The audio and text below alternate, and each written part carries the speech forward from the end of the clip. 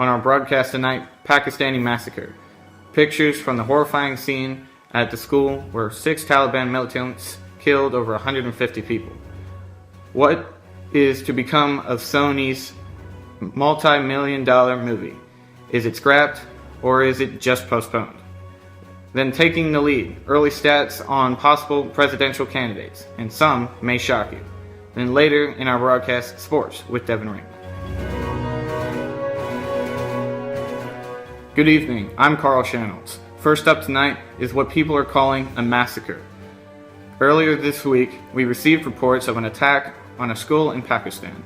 6 Taliban militants reportedly walked into the front doors and started shooting at this school. Pakistani army officials took up to 15 minutes to reach the scene. By that time, over 150 people were dead, mostly children. It took 6 hours for Pakistani officials to confirm the death of the 6 militants. Next, one of this year's greatest movies to premiere is cancelled due to threats from Sony hackers. Reports from Sony Pictures say they are unsure whether they will air the film or not. Some rumors say they are talking about airing it on Netflix or waiting to premiere it on Christmas Day. Then, polls from early voters are showing great change in possible presidential candidates. Hillary Clinton is leading the Democratic Party so far with 10% of early voters, with Vice President Joe Biden close behind with 7%. For the Republicans, many have stepped forward to be recognized for presidential candidates.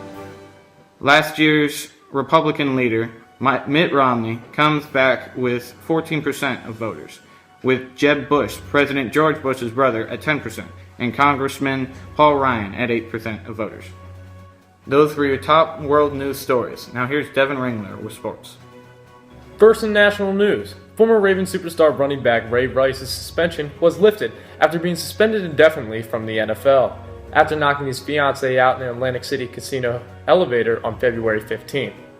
That of course brings controversy to the league because Ray Rice's suspension was indefinite, which enables the return to the league.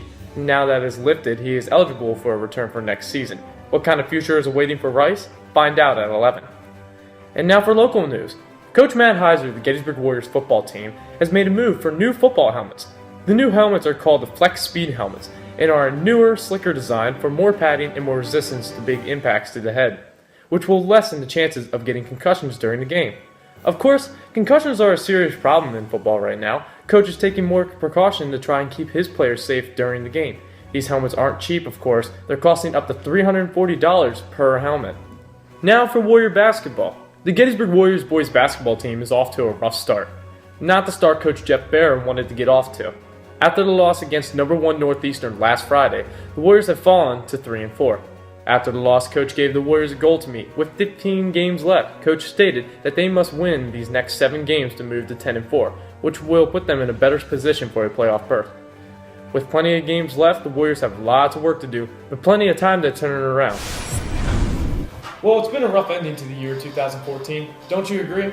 I agree, but 2015 is right around the corner. Time for a fresh new start. Totally agree with that one. Well, thanks for tuning in. I'm Devin Ringler. And I'm Karl Channels. And this was GHS Student News.